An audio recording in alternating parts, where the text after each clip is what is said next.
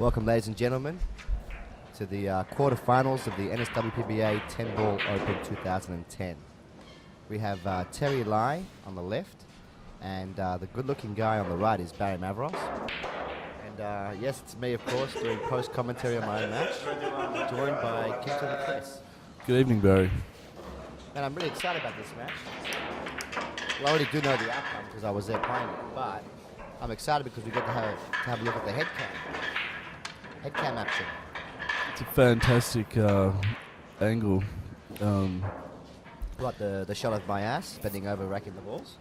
I'll just give you a bit of history on the head cam. It was originally developed by Danny Lynch in 2004 in the state of Victoria in Australia, in Melbourne. The origins were of a spy camera sticky taped to the end of the cue, but a very Awesome. very similar angle for viewing. Did you end up wearing the camera for the whole match, Barry? I ended up wearing it for 2 frames. 2 frames, and then what happened? Actually, what I felt was that it's one of 2 things. One, it started to get heavy after a little while, and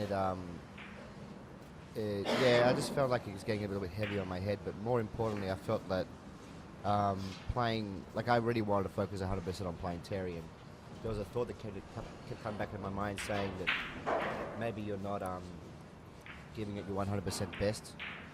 Maybe this thing is affecting you, because there's a thought there saying maybe this thing is affecting you. I thought best to just take it off, because that thought alone is also straight away taking. So, during that thought process, was there any thought of the fans? Yeah, I wore it because I wanted. Just fuck them. No, I wore it so people could see what the spin we use and things like that. But I mean, Terry Lai is a very tough competitor, and I, in all fairness, started thinking maybe I'm not giving him my 100% best in this match, or myself, of course. Plus, this is actually quite a long match, and there's different. I think there's 3 different parts to this match, which I'll talk you through. At the beginning, I was really nervous. This is quarterfinals. I'm playing one of my best friends and a guy that I really respect a lot as a human being and as a player. Well, as your mentor, really, over the past 5 or 6 years?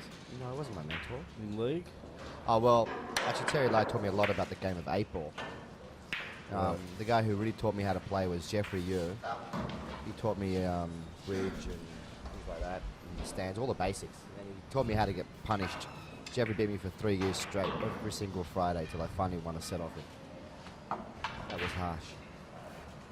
Terry taught me a lot about the mental game, a lot about ball selection in 8-ball, and really just, it taught me a lot more than just pool. It taught me a lot about how to be a really nice person. Sounds like we had a gay relationship, eh? Well, they're both very attractive men, I will say that. What's going through your head on this shot, Barry?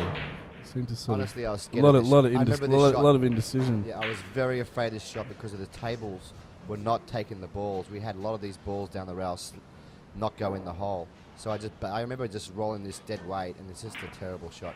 Later on in the match, my confidence took up a lot, and I was nailing these balls down. But yeah, these tables at Wembley are very tough tables to play on, and they just wouldn't take the ball well. So I just decided to baby roll this in and then take a long shot in a 3, which is a big mistake, and you'll see why. Like later on in the match, when I started to really flow, I would just smash that ball in and come back 18 rails for the 3. You know, but right now you can still see, you can tell from my stroke, I'm really hesitant, I'm really nervous, really haven't got into the swing of things yet, and I make a lot of errors. I noticed you checked this ball up. Like, why didn't you follow through with a bit of left, or maybe screw it a bit with a bit of check? You just sort of played it all with right hand side. Were you expecting it to come back? Yeah, I checked it up. I played top with check.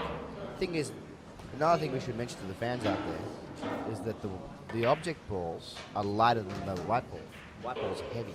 I was playing with a heavy white ball, and it reacted really differently to what I was used to. Because I always play with the TV pro balls, and then somewhere along the line started to get a really good feel for it. But right now I'm still swimming. 10 in the corner. 10 in the corner. Why? I never said to myself, why did I nominate that beforehand? Obviously, I was trying to cut the 4 down the rail. You can see now exactly from the spike cam, I'm looking at Terry walking on the table. And playing Terry Lai is not an easy thing. He's got this pace that he plays at. He can really just sit you down for a long time, you know? And in my mind now, I'm still really, I'm not afraid of Terry, I'm more afraid of the table still.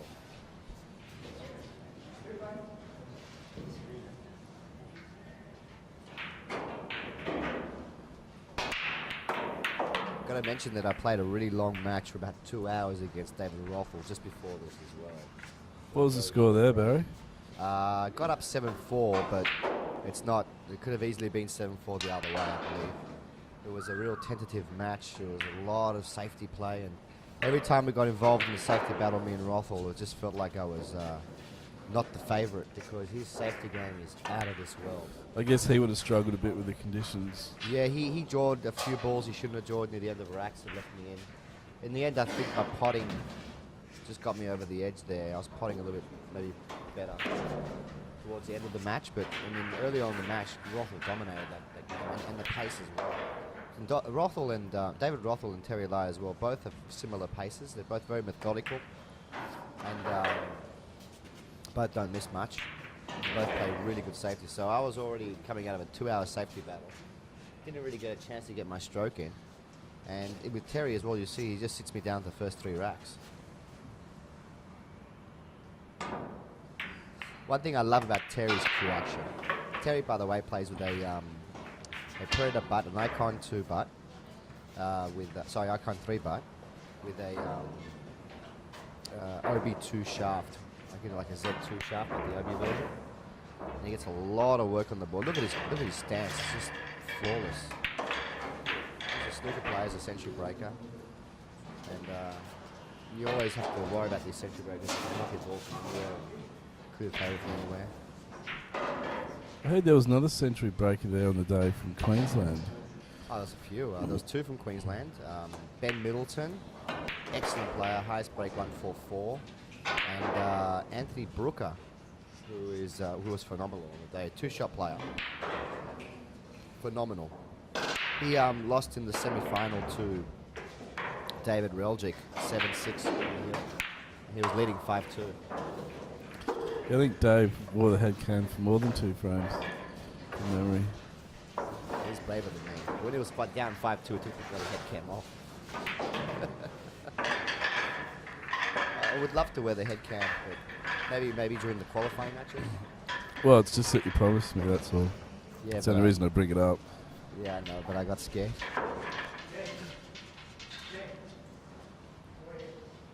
Another thing as well about these tables, they weren't breaking easy. I think it was something like, if I get to the final, I promise you I'll wear the head cam. No, you're right. Pretty sure it was those exact words. My exact words were, if I make the semi-final or final, I'll wear the head cam. And yeah, I'm sorry, dude. Well, it's really the fans that you need to apologise to, not me. It was so hard to make a ball off the break on the day, man. It was just so hard to make a ball. Well, I mean, 10 balls notorious for being difficult to break. And you know, whenever I did make a ball, he'd just tie me up. Him or Roth would just tie me up every time. It was just, I kicked so many balls in the ball. But I'm a great kicker. I think I missed one kick shot in the final only.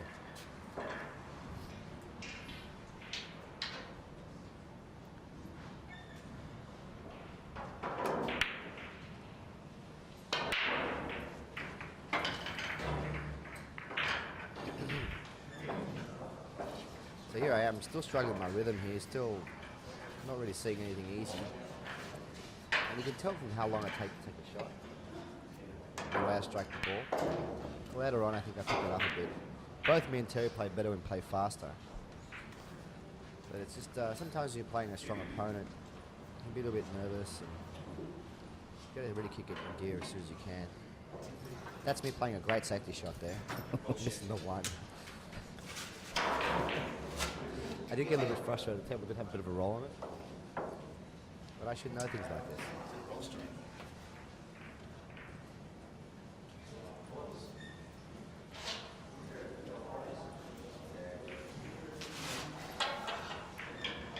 Terry's not a shy person, man. If he has sniffs a 3-foul rule, he'll go for it. You gotta be aware of this. He's a very good safety player, and very good on his aggressive, on his attack as well.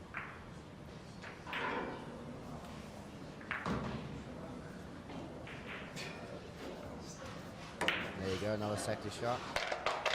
I think it is sticking out though. Yep.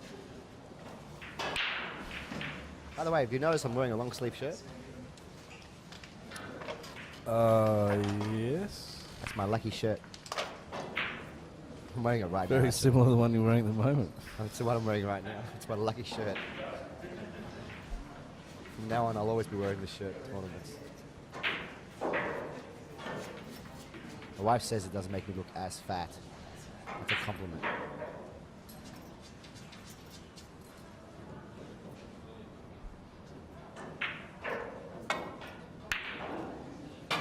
missed that by quite a bit.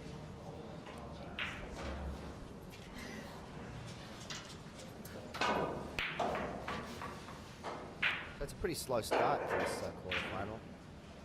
Neither one of us has settled in yet. I can't remember, does he make this combination? I'm not sure.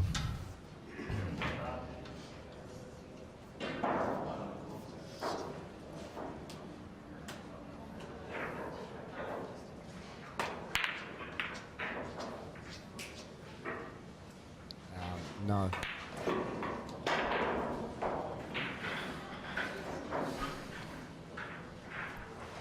You can see how from the head cam how low I get on the ball there. We put the head cam. Maybe we put the head cam on you, Kimo. It's like a whole different kettle of fish. You look at the game from a different perspective because you play a lot higher than I do. Well, yeah, I just don't chin the cue. I'm too old. I can't bend down that far. Too old. Sidney Cropper's in the room right now. I'm sure you wouldn't be too old. Well, yeah, you'd ask Sarah, I'd be too old. Well, he's called in the corner and he's nailed it. Right, so here's an opportunity for me now with the ball in hand. I think I walked off here and... What am I doing? I took the head cam off, but... There's still footage of me walking around with the head cam. This is freaking me out, man. What's going on in the corner there? Yeah, Terry's an excellent jumper. Look at this. I snooker him with the ball in hand and jumps safely. Yeah, I'm kicking at the ball, keeping the side of it, and landing kick safe. Evan Ray has hit your heart out, buddy. You see from my expression. Good long look at the camera there, Barry. I'm not really happy, man. You snooker someone, they kick at a ball, and they snooker you back. It's not a good feeling. I think I left this on. Yeah, I'm sure I left that on. See, I mean, the white ball was following through a lot. Yeah. It was really hard to screw back. So once we both worked that out, and we were playing on the tables already, but once we worked that we start now in position shots a lot better later on. Again, safety. Again, I'm kicking another ball.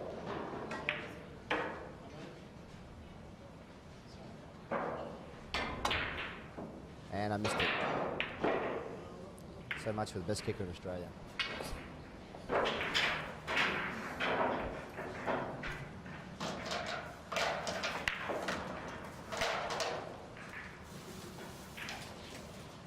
It's coming up now. Another safety. There was a bit of confusion on the weekend about calling safe. I mean, I don't see the point in calling safe in 10 ball. You can't call safe. You can play safe. But everyone was calling safe and everyone kept asking people like, okay, so I've called safe, what happens now? I mean...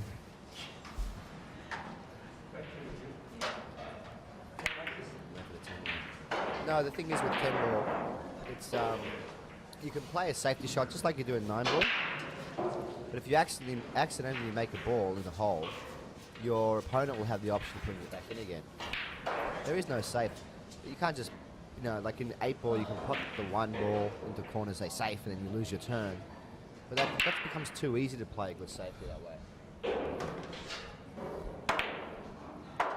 Great putt there. These shots are so difficult.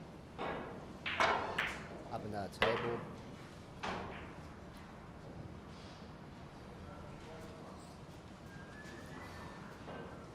Yeah, I don't see a problem for Barry here, but I'm sure I'm going to find a problem soon. I can't see you not going out in this frame. And I was really struggling with my rhythm early in this match. Does the clicking affect the balls? Yeah, the vibrations from the clicking slow the ball down slightly. Oh, I remember what happens here. I hate what happens here. I remember this shot. But did you think it was a possibility, or? Yeah, I'll tell you exactly what I say to myself after I fluffed this shot up. Did you play this with side or just natural? I didn't. That's the problem. I should have played this with a bit of top left.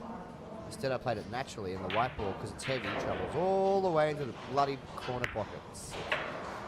Oh, yes, I don't want to watch him pop the last two balls. Just get on with it. It's a bit of a Stuart Lawler trick.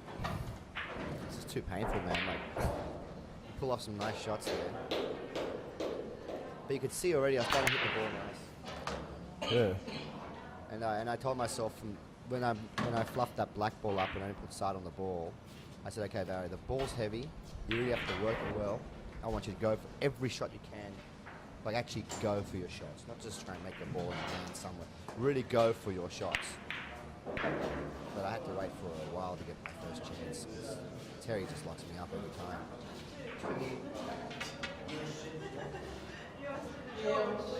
Call it two ball in the middle pocket here.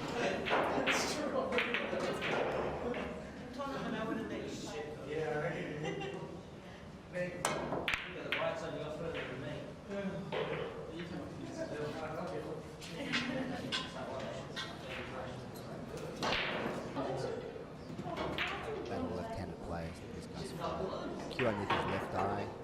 He's left-handed, left eye dominant. Beautiful shot.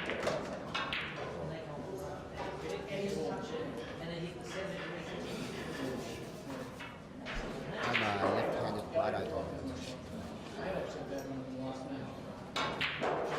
We got different styles though. Like when he cues the ball, his body's completely still, and his cue action is just beautiful to watch Terry play.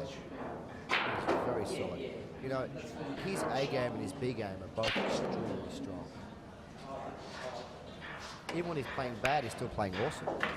That's what makes Terry so tough, and he's mentally a very tough competitor. He never gives up. Yeah, very solid technique. Solid technique, solid head. No, like I mean that solid head. We were playing pool one day. We high-fived each other. We headbutted. His head almost cracked me open.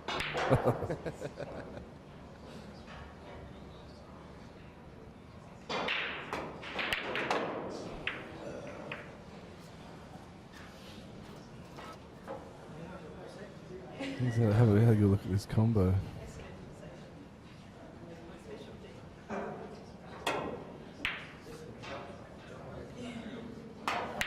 2-0 down to Terry Lowe now, and I'm thinking, my God, he's going to go 3-0 up.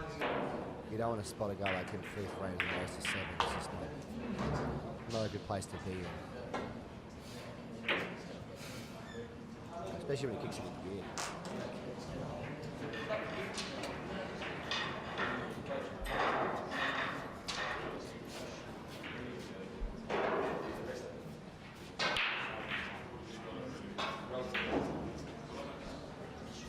It's refreshing to be commentating on a tournament where you don't have Shania Twain playing in the background.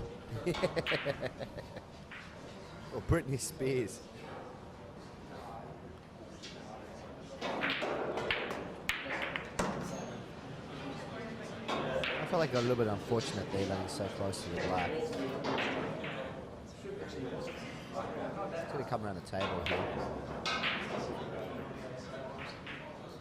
I played up that way.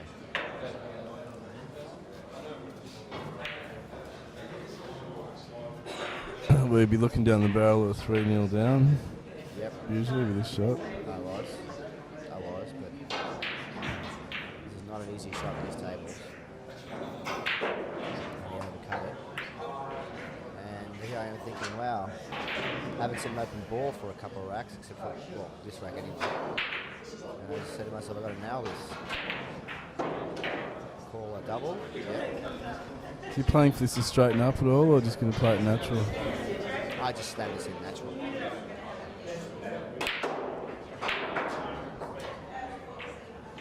I hit it hard on purpose.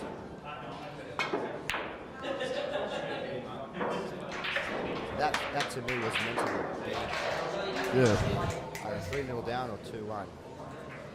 It's like there was 2 racks in that one ball. Did I make a ball? I got it. Oh, I almost made a ball. Nothing. Again. Bananas. Made nothing but noise.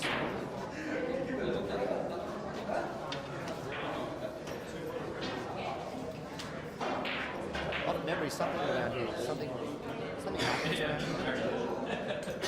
It leaves me in. And I get an easy run of balls. I start to pick up my speed a lot. Not sure where it happens. Somewhere in this rack somewhere.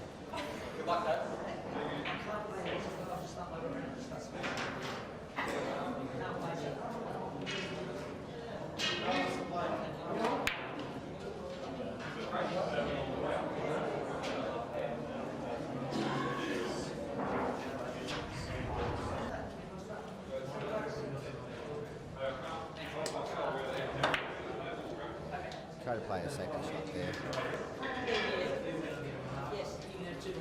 Try and get the one ball behind the back of 13. Then get far enough. Lovely shot of Jane Howard in the background. Hi, Jane. Your nails are nice, don't they? She's not related to John Howard at all, is she? Not that I know of.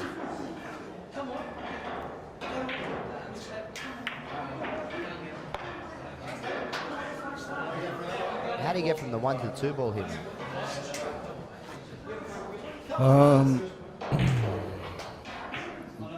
Smacking him with heaps of side and clip one of those balls. Sounds easy.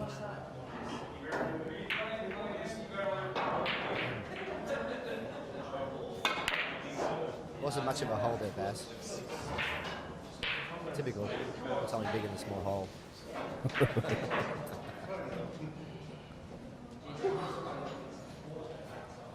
Whoa, a bit of a wild one there from Terry.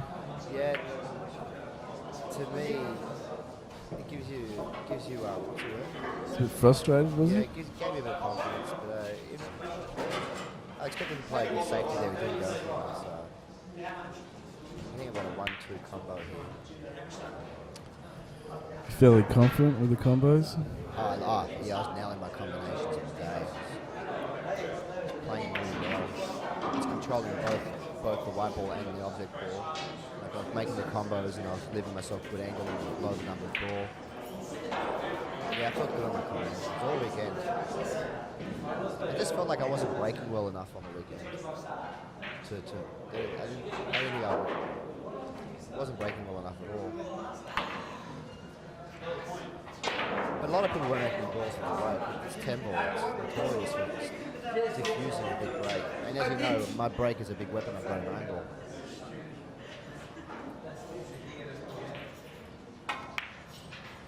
It's a little bit tight.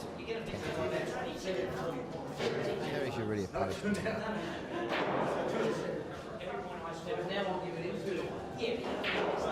Neither one of us has found that gear that we both have.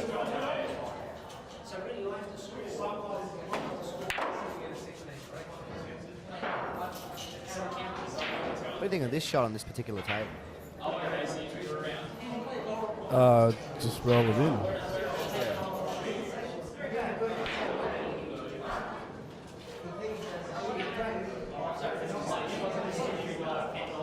I don't think I'd slam the crap out of it, but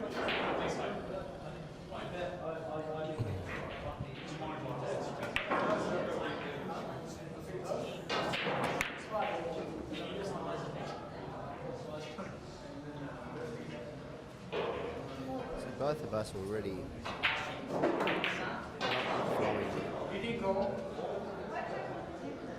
trying to get a good safety shot. Watch what I do here. This is awesome. See? Have another go, Terry. You missed it. Oh, look, I feel bad you missed it. Have another shot. That's the best safety shot I can come up with. How sad is that? David Rothel would have spun the white ball off 18 rails and landed between the 9 and the 10.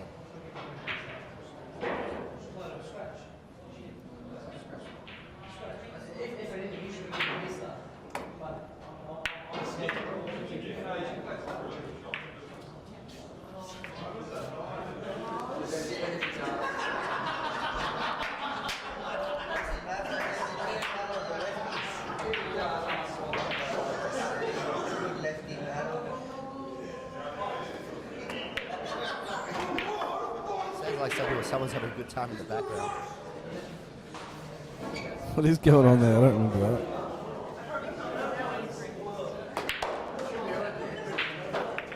It was unfortunate in that shot. It really was. This could be the turning point. Yeah, actually, I think it was a turning point. Again, he would have been 3-1 up here. That's what I was saying. I was very fortunate against Terry early in the match. To not be 4-0 down. It's a bit like our session this evening. Well, it's just a bit fortunate.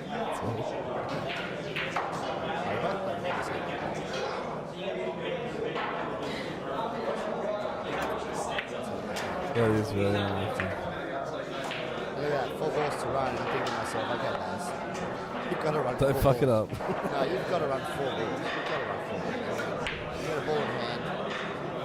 But again, you see that 7 ball down the rail. I was afraid of these balls on the weekend. Yeah.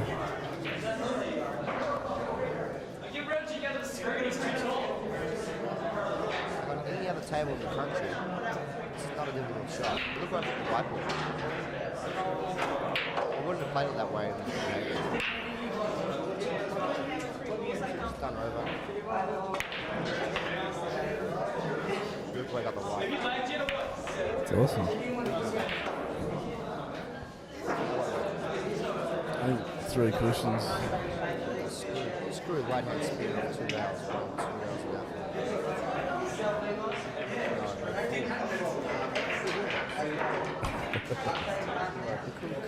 Yeah, you probably wanted to go off 3 cushions here.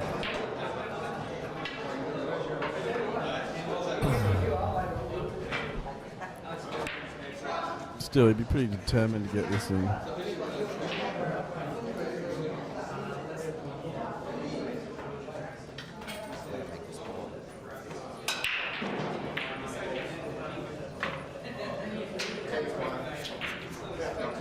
Just ask Terry, do we have to call 10s on each other? Oh, nice. You guys know we don't have to know.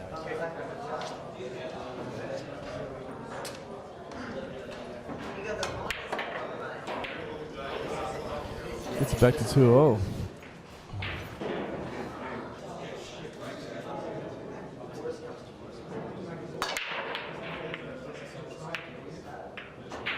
Another dry break from Terry Line. Wants to break. Yeah, he's got a great break. We had a session last week in New City, man. The guy nailed the ball every time, and on the low ball almost every time. Great break.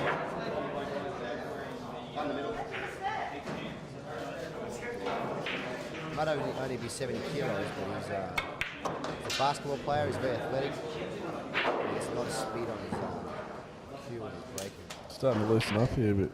Yeah. I picked up my tempo a little bit. Yeah, I missed a shot like that.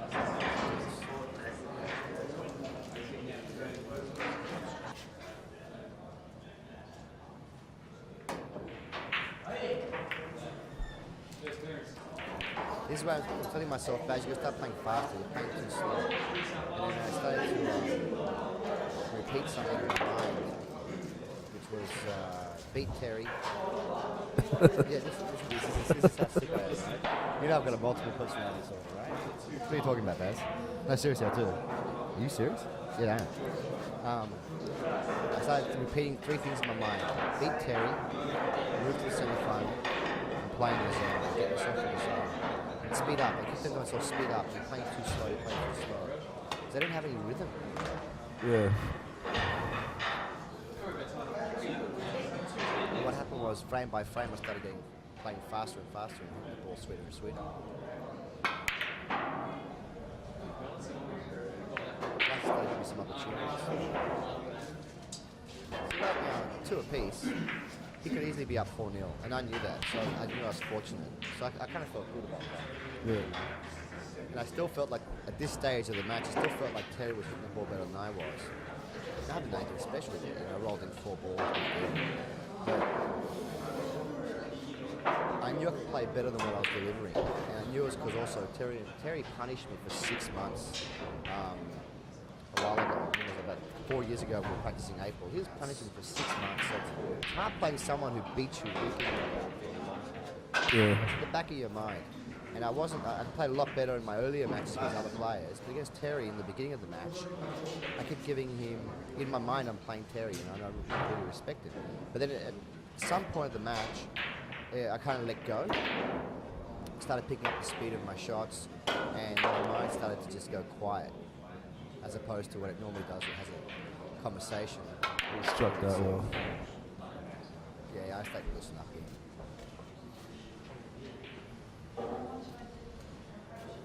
You pretty much landed exactly where you wanted to. Yep. And it then started to happen. Taking myself kind of angling the balls. The pocket started seeming a lot bigger.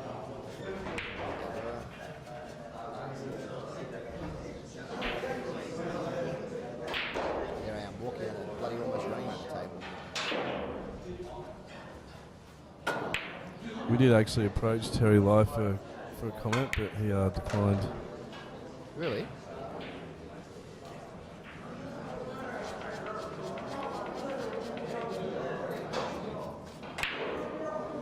You know another thing that really upset me about this particular day? Yeah, what's that? We had a death in the family the night before, and in the morning I got to play David Rothel first up. Qualified nicely, qualified top of my group, and I felt like I was getting punished by having to play David Rothel first up on the Sunday, because the week before that, David Rothel destroyed me in Melbourne. He beat me 8-3 at 9. Knocked me out of the comp. And also David Rothel is one of the guys that I really like in this game. Favorites. Yeah. And having to play a guy that you really like a lot was also